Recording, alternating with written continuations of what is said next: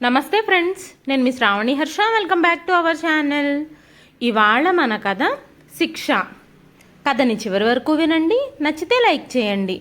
ఈ కథ పైన మీ విలువైన స్పందనని కామెంట్ రూపంలో మాకు తెలియజేయండి. కొత్తవారు ఎవరైనా చూస్తున్నట్లయితే మన ఛానల్ని సబ్స్క్రైబ్ చేసుకోండి. ఆపరేషన్ తర్వాత శారదాదేవి గారి పరిస్థితి చాలా విషమంగా ఉంది. ఆమె తన భర్త ఫోటోని గుండెలకి హత్తుకొని తన కొడుకుకి కనబడకుండా ఏడుస్తుంది. కిరణ్ అన్నింటికీ తట్టుకోగలడు, కానీ తల్లి కళ్ళల్లో నీళ్లను చూసి తట్టుకోలేకపోయాడు. ఈరోజు ఆమె చాలాసేపు దాహంతో తన గదిలో కూర్చుంది. తన దగ్గర ఉంచిన వాటర్ బాటిల్ తీసి చూడగానే అది ఖాళీగా ఉంది. కోడల్ని పిలిచింది, కానీ బయట ప్రియ తన తల్లితో ఫోన్ మాట్లాడుతూ బిజీగా ఉంది. శారదాదేవి గారి గొంతు అక్కడి వరకు చేరుకోలేదు. పక్కనే ఉంచిన కర్రని తీసుకొని మెల్లగా తన గదిలోంచి బయటకు రావడం మొదలుపెట్టింది. కోడలు దృష్టి శారదాదేవి గారి మీద పడగానే, అత్తయ్య మీకెంత ధైర్యం అంటూ గది నుంచి బయటకు రాకముందే అరిచింది. మీకు ఏమీ కనబడదు, మీరు ఏ పని చేయలేరు. కనీసం మిగిలిన వాళ్ళనైనా వాళ్ళ పని వాళ్ళని చేసుకొనివ్వండి. ఈ కుర్చీలో కూర్చొని నిశ్శబ్దంగా చూడండి. ఓ మర్చిపోయాను, మీరు చూడలేరు కదా అని చెప్పి సిగ్గు లేకుండా నవ్వడం మొదలుపెట్టింది. మళ్ళీ తన ఫోన్లో నిమగ్నం అయ్యింది. శారదాదేవి గారు, అమ్మా ప్రియా, నాకు చాలా దాహంగా ఉంది, కొంచెం నీళ్లు తీసుకురా అని మళ్ళీ మళ్ళీ చెప్తూనే ఉంది. చాలాసార్లు అడిగిన తర్వాత ప్రియ అరుస్తూ, మీరు చూడలేరు, కనీసం వినలేరు కూడానా? నేను ఒక ముఖ్యమైన విషయం గురించి మాట్లాడుతున్నాను. కాసేపు ఓపిక పడితే మీరేం చచ్చిపోరు. మీకు కాసేపాగి నీళ్లు తెచ్చిస్తాను, నిశ్శబ్దంగా కూర్చోండి అంది. కోడలి మాటలు వింటూ మౌనంగా కూర్చున్నారు శారదాదేవి గారు. దాదాపు అరగంట ప్రియ ఫోన్లో బిజీగా ఉండిపోయింది. కానీ శారదాదేవి గారికి దాహంతో గొంతు ఎండిపోతుంది. ఆమె మరోసారి, ప్రియా నీకు కాస్త పుణ్యం ఉంటుంది, దాహంతో చచ్చిపోతున్నాను, నా గొంతు ఎండిపోతుంది అన్నారు. కానీ ఆ మాటలు ప్రియ మీద ఎలాంటి ప్రభావము చూపించలేదు. శారదాదేవి గారు మెల్లగా లేచి నెమ్మదిగా తన కర్ర సహాయంతో వంటగది వైపు వెళ్ళడం మొదలుపెట్టారు. కిరణ్ ఇంట్లోకి ప్రవేశించినప్పుడు ఆమె నడుచుకుంటూ గోడను గుద్దుకోబోతోంది. పడిపోబోతున్న తల్లిని కిరణ్ పట్టుకున్నాడు. అమ్మా, నువ్విక్కడేం చేస్తున్నావు? డాక్టర్ నిన్ను అటు ఇటు తిరగొద్దన్నారు కదా, మీరెందుకు నడుస్తున్నారు అనగానే శారదాదేవి గారి కళ్ళల్లో నీళ్లు తిరిగాయి. బాబు, నాకు చాలాసేపటి నుంచి దాహం వేస్తోంది. నేను చాలాసేపటి నుంచి కోడల్ని నీళ్లు అడుగుతున్నాను. అయితే ఆమె ఫోన్లో బిజీగా ఉంది. దాహంతో నా గొంతు ఎండిపోతుంది, అందుకే అని కన్నీళ్లతో చెబుతున్న తల్లిని చూడగానే కిరణ్కి కోపం కట్టలు తెంచుకుంది. కిరణ్ లాగిపెట్టి ప్రియాని చెంప మీద కొట్టాడు. కిరణ్ ఇంటికి వచ్చాడని కూడా తెలియనంతగా ఫోన్లో మునిగిపోయింది ప్రియ. ప్రియా, కిరణ్ నువ్వు ఎప్పుడొచ్చావు అనగానే కిరణ్ తన రెండో చెంప మీద కూడా కొట్టాడు. మా అమ్మని జాగ్రత్తగా చూసుకోమని నీకెన్నిసార్లు చెప్పాలి? ఎన్నిసార్లు చెప్పినా నీకెందుకు అర్థం కావడం లేదు అంటూ కిరణ్ కోపంగా అన్నాడు. అప్పుడు ప్రియా, కిరణ్, నేను రోజంతా మీ అమ్మకు సేవలు చేయడంలోనే నిమగ్నమై ఉంటాను. మా అమ్మతో కాసేపు మాట్లాడితే ఏమైపోతుంది అంటూ శారదా గారి వైపు తిరిగి, అత్తయ్య గారు, మీరు మీ అబ్బాయికి చెప్పలేదా నేను రోజంతా మీకు సేవలు చేయడం లేదా అంది ప్రియ. శారదాదేవి గారు నిశ్శబ్దంగా నిలబడున్నారు. ఎందుకంటే కిరణ్ ఆఫీస్కు వెళ్ళిన వెంటనే ప్రియ తన గదివైపు కన్నెత్తి కూడా చూడదు. శారదాదేవి గారు ఆకలితో ఆహారం నీళ్లు అడుగుతూనే ఉంటారు. అయినా సరే ప్రియ పట్టించుకోదు. ఎప్పుడో తనకు గుర్తొచ్చినప్పుడు తీసుకొచ్చి భోజనం ఇస్తుంది. కిరణ్ కోపంగా ప్రియతో, ఇలాంటి సమయంలో కూడా నువ్వు మా అమ్మని చూసుకోలేకపోతే ఇక్కడి నుంచి వెళ్ళిపో, మా అమ్మని నేనే చూసుకుంటాను అన్నాడు. శారదాదేవి గారు మాట్లాడుతూ, బాబు, కిరణ్, నా వల్ల మీరు ఇబ్బంది పడకండి. మీ ఇద్దరి మధ్యలో నా మూలంగా గొడవలు రావడం నాకు ఇష్టం లేదు. నేను ఇన్ని రోజులుగా చెప్తూనే ఉన్నాను, దయచేసి నన్ను తీసుకెళ్ళి ఆసుపత్రిలో విడిచిపెట్టండి. నా కట్లు విప్పే వరకు అక్కడ నర్సులే చూసుకుంటారు. కోడలికి ఎన్ని పనులుంటాయి, పాపం ఆ అమ్మాయి మాత్రం నాకు ఎంతకాలం సేవ చేస్తుంది? దేవుడు నాకు ఈ శిక్ష ఎందుకు విధించాడో తెలియదు. నేను భగవంతుడి దర్శనం కోసమే గుడికి వెళ్ళాను. మెట్ల మీద నా పాదాలు జారిపోయి నా తలకి గాయం ఎందుకయిందో, దానివల్ల నా కళ్ళు ఎందుకు కనిపించకుండా పోయాయో నాకు తెలియదు. ఈ ఆపరేషన్ కనుక సక్సెస్ కాకపోతే ఏం జరుగుతుంది? నేను నీకు ఇంకా భారంగా మారతాను అంటూ శారదాదేవి గారు ఆందోళనతో కూడిన గొంతుతో ఇంకా కళ్ళ నిండా కన్నీళ్లతో చెప్పడం మొదలుపెట్టారు. తల్లి కళ్ళల్లో నీళ్లు చూసిన కిరణ్కి తన కళ్ళల్లో కూడా నీళ్లు తిరిగాయి. కిరణ్ శారదాదేవి గారి చెయ్యి పట్టుకొని, అమ్మా, ఎందుకంత కంగారు పడతావు? నేనున్నాను, నీకు మంచి వైద్యం అందిస్తాను. చూడు, నువ్వు ఇంతకు ముందులాగానే అవుతావు. నీకు చూపు రావడం కోసం నేను ఏం చేయాల్సి వచ్చినా తప్పకుండా చేస్తాను అన్నాడు. బాబు, ఇప్పటికే నువ్వు నా కోసం చాలా ఖర్చు పెట్టావు. నీ దగ్గర ఉన్న డబ్బంతా నా కోసమే ఖర్చు పెడితే నువ్వు నీ భార్యని పిల్లల్ని ఎలా చూసుకుంటావు? నన్ను ఎక్కడైనా వదిలేసేయి, నేను ఏ పని చేయలేను, నీకు ఏ విధంగానూ ఉపయోగపడను అంటూ కన్నీళ్లతో అన్నారు శారదాదేవి గారు. కిరణ్ తన తల్లి ఒళ్ళో తలపెట్టి, అమ్మా, నిన్ను ఎక్కడ వదిలేస్తాను నేను? అలా ఎలా చేయగలనమ్మా? నువ్వు చిన్నప్పటి నుంచి నాకు చేసినవన్నీ నేను ఎలా మర్చిపోగలను? నాకు 5 ఏళ్లున్నప్పుడే నాన్నగారు చనిపోయారు. తర్వాత నువ్వు నన్ను ఎంత ప్రేమగా చూసుకున్నావు, నా ప్రతి కోరిక తీర్చావు. ఎంతో కష్టపడి అప్పులు చేసి మరీ నన్ను అమెరికా పంపించి చదివించావు. నువ్వు నాపై చూపించిన ప్రేమని, అభిమానాన్ని, ఆప్యాయతని నేను ఎలా మర్చిపోగలను?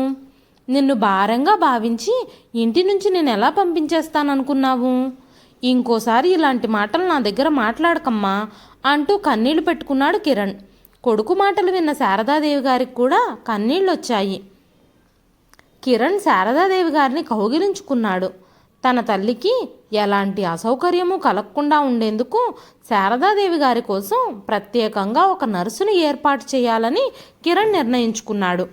తల్లి కొడుకుల మధ్య ప్రేమ చూసిన ప్రియ తన గదిలోకి వెళుతూ, వీళ్ళిద్దరి మధ్య ప్రేమను చూసి భరించలేకపోతున్నాను. వీళ్ళ ఓవర్ యాక్షన్ రోజు రోజుకి ఎక్కువైపోతుంది. ఈ ముసలి అత్తమామల్ని ఎవరు భరిస్తారు? పైగా ఆవిడ గుడ్డిది కూడా. దేవుడా, ఇదంతా అస్సలు భరించలేను నేను. ఈవిడ తన కూతురింటికి వెళ్ళినప్పుడు అక్కడ జారి పడిపోయి ఉంటే బాగుండేది.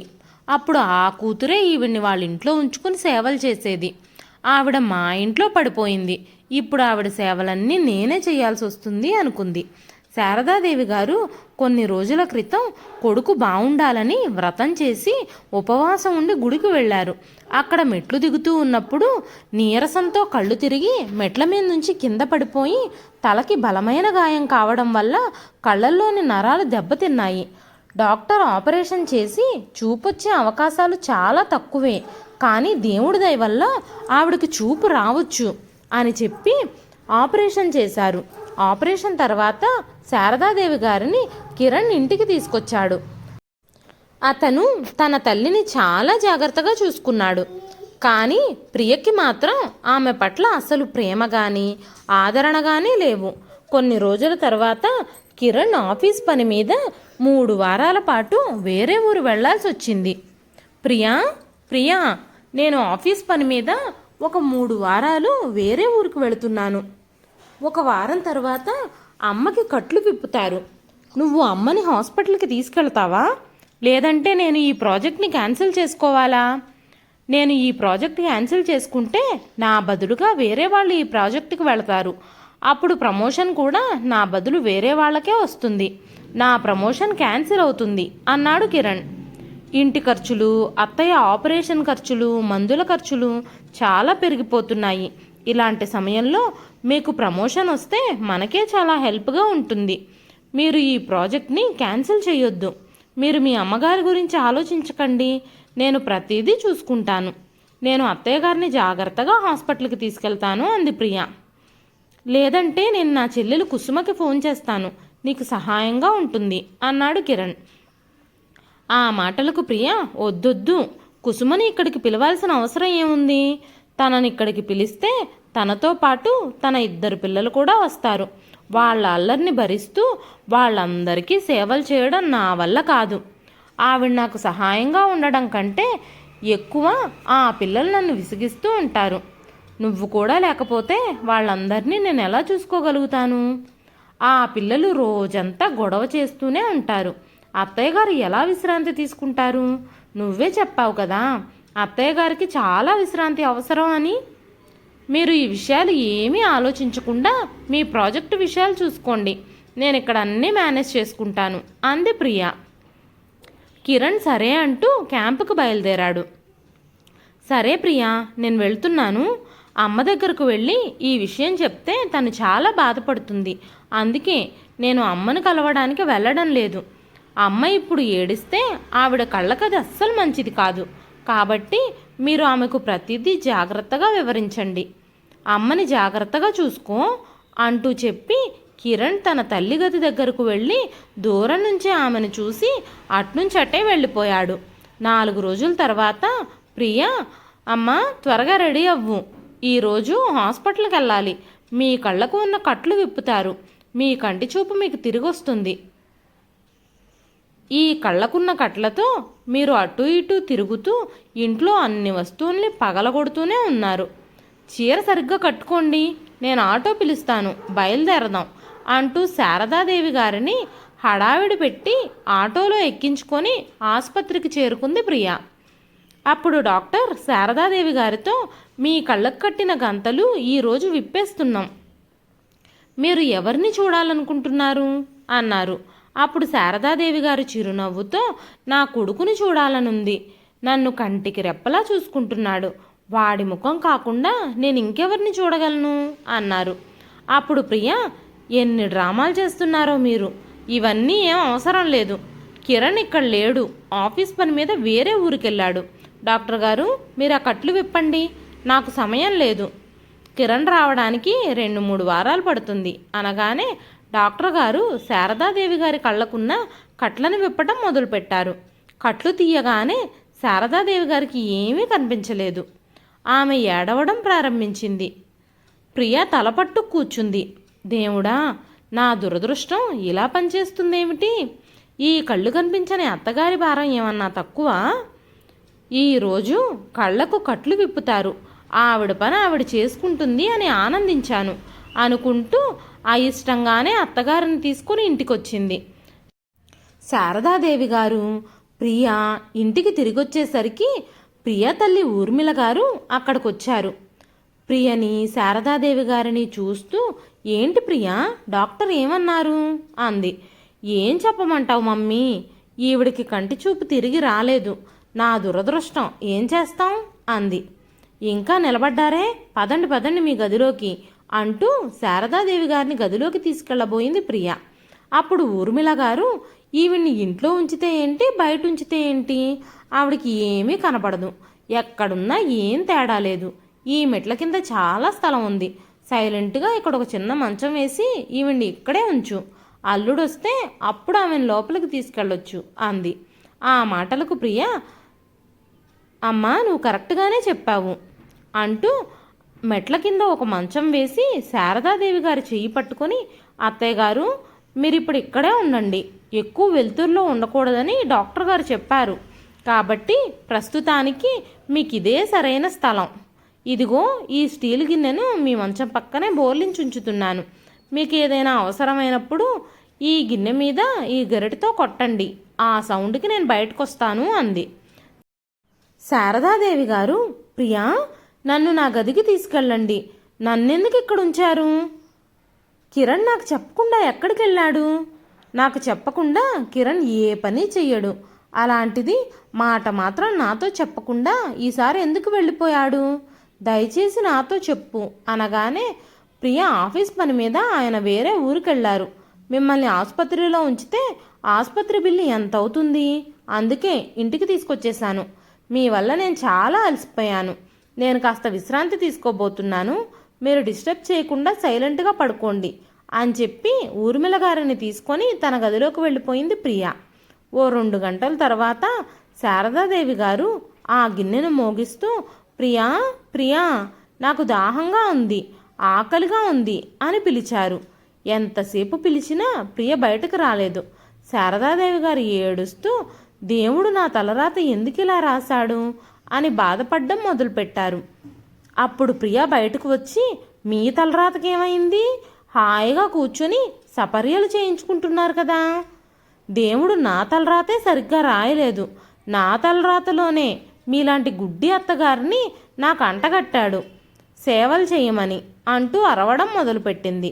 కోడలి మాటలకి శారదాదేవి గారికి చాలా బాధ కలిగింది. ప్రియా ఒక ప్లేట్లో అన్నం, కొంచెం ఊరగాయ వేసి బాటిల్లో వాటర్ నింపి తీసుకొచ్చి అక్కడ పెట్టి, ఇదిగోండి ఈ ప్లేట్ తీసుకొని అన్నం తినండి, ఈ మంచినీళ్ళు మీ దగ్గర పెట్టుకోండి, మాటి మాటికి నన్ను పిలిస్తే మీకు అస్సలు మర్యాద దక్కదు, మీకు జీవితాంతం గుర్తుంచుకునే శిక్ష విధిస్తాను, నోరు మూసుకొని పెట్టింది తిని పడుకోండి అని చెప్పి వెళ్ళిపోయింది.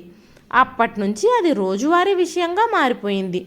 ఇంతకుముందు శారదాదేవి గారు తన కోడలికి ఎప్పుడూ భారంగా అనిపించలేదు. ఎందుకంటే ఆ సమయంలో ఆమె కళ్ళు బాగానే కనిపించేవి. ఆవిడ ఆరోగ్యంగానే ఉన్నారు కాబట్టి ఇంటి పనులన్నీ చేసేవారు. ఇప్పుడు శారదాదేవి గారికి కంటి చూపు పోవడం వల్ల ఇంట్లో పనులన్నీ ప్రియానే చేసుకోవాల్సి వస్తుంది. ఆ కోపం అంతా శారదాదేవి గారి మీదే చూపిస్తుంది ప్రియా. ఒకరోజు శారదాదేవి గారు, అమ్మ ప్రియా, నా జుట్టు చాలా దురదగా ఉంది, దయచేసి నాకు కొంచెం షాంపూ ఇస్తావా, నేను తలస్నానం చేయాలనుకుంటున్నాను, నాకు కొంచెం సహాయం చేయవా అని అడిగారు. దాంతో ప్రియ కోపంగా వచ్చి ఆమె తల మీద 2 మొట్టికాయలు వేసింది. మిమ్మల్ని నోరు మూసుకొని పడుకోవాలని చెప్పాను కదా, నేనేం పని మనిషిని కాదు, రోజంతా మీకు సేవలు చేస్తూ కూర్చోడానికి, మీతో నేను చాలా విసిగిపోయాను అంటూ ఊర్మిళ గారిని పిలిచి కోపంగా, అమ్మా నేను ఈవిడితో చాలా విసిగిపోయాను, కిరణ్ ఈ ముసలావణ్ణి నా కంటగట్టాడు, ఈవిడికి సేవలు చేయలేక నేను చస్తున్నాను, ఇంకో వారంలో కిరణ్ ఆఫీస్ పని ముగించుకొని ఇంటికి వస్తాడు, ఇక పగలు రాత్రి ఆవిడకు సేవ చేసుకుంటూ తిరుగుతాడు, దీనికి నాకు ఏదో ఒక పరిష్కారం చెప్పండి అనగానే ఊర్మిళ గారు, ఈ సమస్యకు నేను ఒక పరిష్కారం ఆలోచించాను, అల్లుడు ఇంటికి తిరిగి రాకముందే మీ అత్తగారిని తీసుకెళ్ళి ఎక్కడో చోట వదిలేసొద్దాం, ఆవిడ అందురాలు, కనీసం చూడలేదు కదా, ఎక్కడికి వెళ్ళలేదు, తినడానికి తాగడానికి ఏమీ దొరక్క 2 రోజుల్లో చచ్చూరుకుంటుంది, అప్పుడు నీ కష్టాలన్నీ తీరిపోతాయి అన్నారు ఊర్మిళ గారు. కానీ మనం దొరికిపోతే అంది ప్రియ. అలాంటిది ఏమీ జరగదు, నన్ను నమ్ము అన్నారు ఊర్మిళ గారు. తర్వాత రోజు ప్రియ శారదాదేవి గారికి భోజనం పెట్టి గుడికి వెళ్దామని త్వరగా ఆమెను బయలుదేరదీసింది. గుడికి వెళుతున్నాను అని చెప్పి ఆమెని ఆటో ఎక్కించుకొని బయలుదేరింది.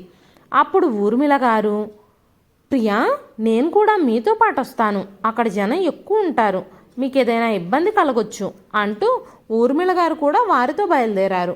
శారదాదేవి గారిని ఊరు చివరిలో ఉన్న రైల్వే స్టేషన్కి తీసుకెళ్లారు. ఆవిడకు ఒక వాటర్ బాటిల్ అందిస్తూ, ప్రియా అత్తయ్య మీరు ఇక్కడే కూర్చోండి, మేము ఆలయంలో ప్రవేశించడానికి ఎంట్రీ టికెట్లు తీసుకొని వస్తాము అన్నారు. ప్రియా నన్ను ఇక్కడ ఒంటరిగా వదిలేయకండి, నా కళ్ళు కూడా కనిపించవు, నేను చాలా ఇబ్బంది పడతాను, నన్ను కూడా మీతో పాటు తీసుకెళ్ళండి అని అన్నారు. మీరు నన్ను ఎందుకు ఇక్కడ వదిలేయాలనుకుంటున్నారు, మీకు ఆలస్యం అయితే నేను మిమ్మల్ని ఎక్కడ వెతకగలను అనగానే, ఏం పర్వాలేదు మీరు ఇక్కడే ఉండండి, మేమే మీ దగ్గరకు వస్తాం అంటూ ఆవిడ సామాన్లు మెల్లగా పక్కన పెట్టింది. అప్పుడు ఊర్మిళ గారు, వదిన గారు మీరు ఎందుకు కంగారు పడుతున్నారు, నేను కూడా మీ పక్కనే కూర్చున్నాను, ప్రియా టికెట్లు తెచ్చే వరకు నేను మీకు తోడుగా ఉంటాను అని చెప్పి ఒక 5 నిమిషాల తర్వాత మెల్లగా ఆవిడ కూడా అక్కడి నుంచి జారుకున్నారు. శారదాదేవి గారు తన పక్కనే ఊర్మిళ గారు ఉన్నారనుకొని మాట్లాడడం మొదలుపెట్టారు. తన పక్కన ఎవ్వరూ కూర్చుని లేరని ఆవిడకు తెలియదు కదా మరి. కొంత సమయం తర్వాత శారదా గారు, ఊర్మిళ గారు మీకు దాహంగా ఉంటే నేను వాటర్ బాటిల్ తెచ్చాను, ఈ నీళ్లు తాగండి అంటూ ఆవిడకు నీళ్ళు ఇవ్వబోయారు. పక్క నుంచి అకస్మాత్తుగా ఎవరిదో గొంతు వినిపించింది, అమ్మా మీరు ఎవరికి నీళ్ళిస్తున్నారు అని. ఆ మాటలకు శారదాదేవి గారు భయపడిపోయారు. ఎవరు మీరు, నా కోడలు ఎక్కడుంది, ఊర్మిళ గారు ఏరి, గుడిలో దర్శనం టైం మొదలవ్వలేదా అంది. ఆ తెలియని అమ్మాయి, నా పేరు సంధ్య, ఇది గుడి కాదు రైల్వే స్టేషను, మీ చుట్టూ ఎవ్వరూ లేరు, మీరు ఇందాకటి నుంచి ఒక్కళ్ళే కూర్చుని మీలో మీరే మాట్లాడుకుంటున్నారు అని చెప్పింది. ఆ మాటలు విని శారదాదేవి గారు చాలా భయపడ్డారు. భయంతో ఏడవడం మొదలుపెట్టారు. ఆవిడకి అంతా అర్థమైంది. ప్రియా నువ్వు నా విషయంలో ఇలా ఎలా చేయగలవు, నన్ను నీ దగ్గర ఉంచుకోవడం ఇష్టం లేకపోతే నాకు చెప్పుండాల్సింది. ఇలా మాయమాటలు చెప్పి రైల్వే స్టేషన్లో అడుక్కోవడానికి వదిలేస్తావా? దేవుడా, నేనేం చెయ్యాలి? మీరు ఇప్పటికే నన్ను అందురాల్ని చేశారు, ఇప్పుడు బిచ్చగత్తెను కూడా చేస్తున్నారు అంటూ మాట్లాడుతూ ఉన్న శారదాదేవి గారి కళ్ళ నుంచి కన్నీళ్లు కారడం మొదలయ్యాయి. కొద్దిసేపటి తర్వాత అక్కడికి జనాలు గుమిగూడారు. సంధ్య అడగగానే శారదాదేవి గారు అన్నీ చెప్పారు. సంధ్య వెంటనే హెల్ప్ లైన్ నెంబర్కి కాల్ చేసి వారి సహాయంతో శారదాదేవి గారిని వృద్ధాశ్రమంలో చేర్పించింది. అమ్మా, నేనిప్పుడు బయలుదేరుతున్నాను, నేను కూడా ఇంటికి వెళ్ళాలి కదా అంది సంధ్య. శారదాదేవి గారు మాట్లాడుతూ, చాలా చాలా ధన్యవాదాలమ్మా నీకు. నా కోడలు నన్ను స్టేషన్లో వదిలేసింది, కనీసం నువ్వు నన్ను ఒక సురక్షితమైన ప్రదేశానికి తీసుకొచ్చావు. నాకు ఇంకొక సహాయం చేయగలవా? ఈ వార్తను నా కూతురికి, నా కొడుక్కి తెలియజేయాలి అంటూ శారదాదేవి గారు తన దగ్గర ఉన్న చిన్న పర్సులోంచి తన కూతురు కుసుమ నెంబరు సంధ్యకిచ్చారు. సంధ్య కుసుమ నెంబర్కి ఫోన్ చేసి ఇచ్చింది. శారదాదేవి గారు విలపిస్తూ, అమ్మా కుసుమ, నా కోడలు నా విషయంలో ఏం చేసిందో తెలుసా అంటూ జరిగింది మొత్తం చెప్పారు. కనీసం నువ్వు నన్ను కలవడానికి రాగలవా అన్న తల్లి మాటలు విని కుసుమకు చాలా ఆశ్చర్యం కలిగింది. బాధతో ఆమె కళ్ళుల్లో నీళ్లు తిరిగాయి. అమ్మా, నువ్వేం బాధపడకు, నేను ఇప్పుడే బయలుదేరి నీ దగ్గరకు వస్తాను, నువ్వు ధైర్యంగా ఉండు అని చెప్పి ఫోన్ కట్ చేసింది. సంధ్య కూడా అక్కడి నుంచి వెళ్ళిపోయింది. తర్వాత రోజు ఉదయం కుసుమ ఆశ్రమం దగ్గరకు వెళ్ళి మేనేజర్తో శారదాదేవి గారని నిన్నిక్కడికి వచ్చారు అని అడగగానే మేనేజర్ కుడివైపు చూపించాడు. కుసుమ తన తల్లి దగ్గరకు పరిగెత్తుకుంటూ వచ్చి కౌగిలించుకుంది. అమ్మా, నీకేమైంది? నీ ఆపరేషన్ బాగా జరిగిందని అన్నయ్య చెప్పాడు అని తల్లిని కౌగిలించుకొని ఏడ్చింది. అప్పుడు శారదాదేవి గారు తన కూతురికి జరిగిన విషయం మొత్తం చెప్పారు. కుసుమ వెంటనే తన అన్నయ్య కిరణ్కి ఫోన్ చేసింది. కిరణ్ వెంటనే పనులన్నీ వదిలేసి ఆశ్రమం దగ్గరికి బయలుదేరాడు. కిరణ్కి చాలా కోపంగా ఉంది. నిస్సహాయురాలైన తన తల్లిని వీధుల్లో అడుక్కునేలా చేసింది. ప్రియ ఇలా చెయ్యగలదని నేనెప్పుడూ అనుకోలేదు అనుకుంటూ చాలా కోపంగా ఆఫీస్ పనులన్నీ వదిలేసి తల్లిని కలవడానికి బయలుదేరాడు. అప్పుడు కుసుమ శారదాదేవి గారితో, అమ్మా, నువ్వు నాతో రా, మా ఇంట్లో ఉందువు గాని అనగానే శారదాదేవి గారు, లేదమ్మా, నేను నీతో రాలేను, ఇప్పుడు నేను ఎక్కడికి వెళ్ళాలని అనుకోవడం లేదు. ఈ స్థలం నాలాంటి వాళ్ళకి చాలా సురక్షితంగా ఉంటుందని నన్ను ఇక్కడ జాయిన్ చేసిన అమ్మాయి సంధ్య చెప్పింది. నాలాంటి వాళ్ళు ఇక్కడ చాలామంది నివసిస్తున్నారు అని చెప్పింది. వీరికి ఆదాయం లేకపోవడం ఒక్కటే సమస్య, కానీ నేను వీళ్ళకి భారం కాదు. నా భర్త నా కోసం పెన్షన్ వదిలిపెట్టి వెళ్ళాడు, నాకు నివసించడానికి ఇంటిని విడిచిపెట్టాడు. అలాంటప్పుడు నేను నా కోడలికి ఎలా భారం అయ్యాను? నన్ను రైల్వే స్టేషన్లో వదిలేసి వెళ్ళిపోయింది. అయినా సరే నేను అనాథను కాను. ఇప్పుడు ఇది నా ఆత్మగౌరవానికి సంబంధించిన విషయం అన్నారు శారదాదేవి గారు. ఆ రోజు రాత్రి కుసుమ తల్లితో పాటే ఆశ్రమంలోనే ఉంది. తర్వాతి రోజు శారదాదేవి గారిని తనతో తీసుకువెళ్లాలని ఎంతగానో బతిమాలింది. కానీ శారదాదేవి గారు ఒప్పుకోలేదు. మరుసటి రోజు కిరణ్ వచ్చి తల్లిని కౌగిలించుకుని ఏడవడం మొదలుపెట్టాడు. అతను తన తల్లికి క్షమాపణలు చెప్పాడు. అమ్మా, నన్ను క్షమించు, నీకు చెప్పకుండా వెళ్ళిపోయాను. నేను క్యాంపుకు వెళుతున్నాను అని నీకు చెప్తే నువ్వు బాధపడతావని, నువ్వు ఏడవడం వల్ల అది నీ కళ్ళపై చెడు ప్రభావాన్ని చూపుతుంది అని నేను మీకు చెప్పలేదు. అయితే ఏం జరిగింది అని అడగగానే, బాబు కిరణ్, నీపైన నీ భార్య పైన నాకు ఎలాంటి కంప్లైంటు లేదు. నేను అర్థం చేసుకోగలను. ముసలి తల్లి ఎవ్వరికైనా భారమే, అందులోనూ గుడ్డి తల్లిని ఎవరు చూసుకోగలుగుతారు? నన్ను ఇక్కడే ఉండనివ్వండి. నా వసతి, ఆహారం మరియు మందుల కోసం ఏర్పాటు చేయండి. నేను ఇకపై మీపై భారం వేయాలి అని అనుకోవడం లేదు. ఇక్కడ నాలాంటి వాళ్ళు చాలామంది ఉన్నారు. అప్పుడప్పుడు నువ్వు కుసుమ వచ్చి నన్ను చూసెళ్తూ ఉండండి. నేను నీతో పాటు వస్తే ఏదో ఒక రోజు కోడలు నన్ను చంపేస్తుంది అంటూ శారదాదేవి గారు వెక్కి వెక్కి ఏడ్చుకుంటూ చెప్పారు. అప్పుడు కిరణ్, అమ్మా, అది నీ ఇల్లు, నాన్నగారు నీ కోసం కట్టించారు. అలాంటప్పుడు నువ్వు ఎలా భారమవుతావు అంటూ కొడుకు తల్లిని ఒప్పించడానికి చాలా ప్రయత్నించాడు. కానీ ఇప్పుడు విషయం శారదాదేవి గారి ఆత్మగౌరవానికి సంబంధించింది. ఆవిడ కొడుకుతో కానీ కూతురుతో కానీ వెళ్ళడానికి నిరాకరించారు. కిరణ్ ఇంటికి చేరుకొని అత్తగారిని చూసి మీరెప్పుడొచ్చారు అని అడిగాడు. అల్లుడు గారు, మీరు క్యాంపుకు వెళ్ళారని తెలిసి నా కూతురికి సహాయంగా ఉందామని వచ్చాను అన్నారు ఊర్మిళ గారు. కిరణ్ లోపలికి వెళ్ళి ప్రియా ప్రియా అమ్మ ఎక్కడుంది అని అడిగాడు. ప్రియా భయంతో చుట్టూ చూడడం మొదలుపెట్టేసరికి కిరణ్ కొంచెం గట్టిగా అడిగాడు. అప్పుడు ప్రియా, ఏం చెప్పమంటారు నన్ను? ఆపరేషన్ సక్సెస్ అయ్యింది. అత్తయ్య ఇంటికి వచ్చిన దగ్గర నుంచి తన కూతురు కుసుమ దగ్గరికి వెళ్ళాలని పదే పదే చెప్తూనే ఉంది. ఇప్పుడు వెళ్ళడం మంచిది కాదని నేను ఒప్పుకోలేదు. ఒకరోజు రాత్రి చెప్పా పెట్టకుండా ఆవిడ ఇంట్లో నుంచి వెళ్ళిపోయింది. ఆమె ఇంత నిర్లక్ష్యంగా ఎలా ఉంటుంది అంటూ ప్రియ, అత్తయ్య గారు నా మాట అస్సలు వినలేదు. అంతేకాకుండా షెల్ఫ్లో ఉన్న డబ్బులన్నీ తీసుకొని రాత్రికి రాత్రే వెళ్ళిపోయారు.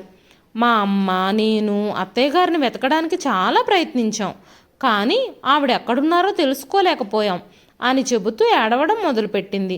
కిరణ్ కోపంగా ప్రియ చెంప మీద కొట్టాడు. సిగ్గులేందానా, అబద్ధాలు చెప్పడానికి నీకు సిగ్గులేదు? మా అమ్మకి ఆపరేషన్ సక్సెస్ అయిందా? ఆవిడ కంటి చూపు పూర్తిగా పోయిందని నాకు తెలిసింది, కానీ నాకు చెప్పాల్సిన పని లేదా నీకు?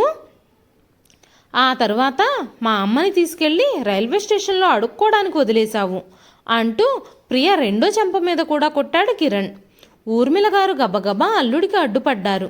కిరణ్ ఊర్మిళ గారి వైపు కోపంగా చూస్తూ, నీ కూతురికి బుద్ధి చెప్పాల్సింది పోయి ఇలాంటి దరిద్రపు సలహాలు ఇస్తావా? మీ ఇద్దరు ఇప్పుడే నా ఇంట్లోంచి బయటికి వెళ్ళండి అంటూ ఇద్దరిని ఇంట్లోంచి బయటికి గెంటేశాడు కిరణ్. వెంటనే కిరణ్ ఆశ్రమానికి వెళ్ళి శారదాదేవి గారితో, అమ్మా నువ్వు ఇప్పుడైనా నాతో వస్తావా? నువ్వు నాతో పాటు ఇంటికి రాకపోతే నేను ప్రియాకి విడాకులు ఇచ్చేసి జీవితాంతం ఒంటరిగానే ఉంటాను అన్నాడు. శారదాదేవి గారు చివరికి తన కొడుకుతో వెళ్ళడానికి అంగీకరించారు. కిరణ్ రోజంతా ఇంట్లో ఉండే ఒక పని మనిషిని శారదాదేవి గారి కోసం ఏర్పాటు చేశాడు. కొన్ని రోజుల తర్వాత కిరణ్ శారదాదేవి గారికి ఒక పెద్ద హాస్పిటల్కి తీసుకెళ్ళి కళ్ళకి ఆపరేషన్ చేయించాడు. శారదాదేవి గారికి తిరిగి చూపు వచ్చింది. ఊర్మిళ గారు ప్రియా వాళ్ళింటికి తిరిగి వెళ్ళారు.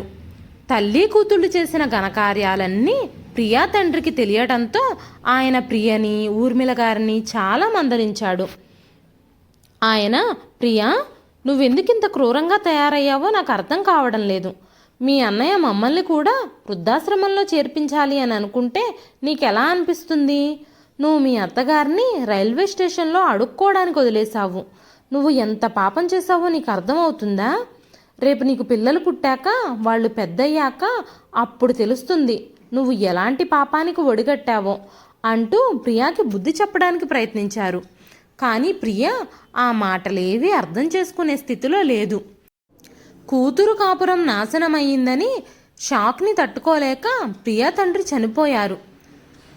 కిరణ్ తల్లికి సేవలు చేస్తూ శారదాదేవి గారిని జాగ్రత్తగా చూసుకుంటూ చాలా సంతోషంగా జీవిస్తున్నాడు. ప్రియా తన పుట్టింట్లోనే అన్నా వదిలిన పంచనే పడుంది. ఒకరోజు ఊర్మిళ గారు మార్కెట్కి వెళ్ళి తిరిగి వస్తూ ఉండగా యాక్సిడెంట్ అయ్యి తన 2 కాళ్ళు కోల్పోయింది. ఊర్మిళ గారిని చూసుకునేందుకు కొడుకు కోడలు సున్నితంగా నిరాకరించారు.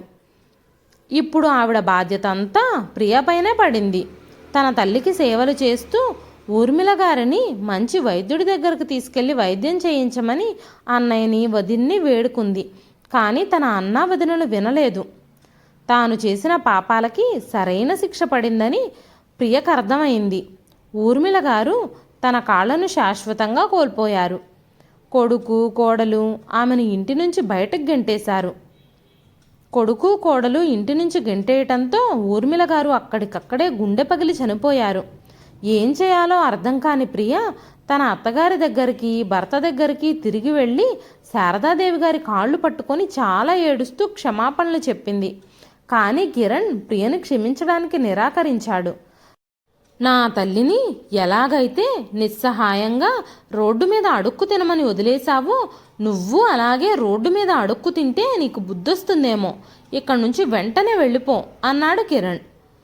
ప్రియ శారదాదేవి గారి కాళ్ళు పట్టుకుని ఏడవడం మొదలుపెట్టింది. శారదాదేవి గారు ప్రియను క్షమించి ఇంట్లో ఉండనిచ్చారు. ప్రియ అత్తగారికి సేవలు చేస్తూ భర్త ఆదరణ కోసం ఎదురు చూస్తూ ఉంది. ఇదండి ఈరోజు కదా. శారదాదేవి గారు ప్రియను క్షమించి ఇంట్లోకి రానివ్వడం సరైన నిర్ణయమే అని మీరు భావిస్తున్నారా? కిరణ్ తిరిగి ప్రియని తన జీవితంలోకి రానిస్తే బాగుంటుంది అని మీలో ఎంతమంది అనుకుంటున్నారు? ప్రియ చేసిన పాపాలకి ప్రియని క్షమించకపోవడమే సరైన శిక్ష అని మీరు అనుకుంటున్నారా? మీ విలువైన అభిప్రాయాల్ని కామెంట్ రూపంలో మాకు తెలియజేయండి. మరెన్నో ఇలాంటి మంచి మంచి కథల కోసం మన ఛానల్ని సబ్స్క్రైబ్ చేసుకోండి. మరొక మంచి కథతో మళ్ళీ కలుస్తాను.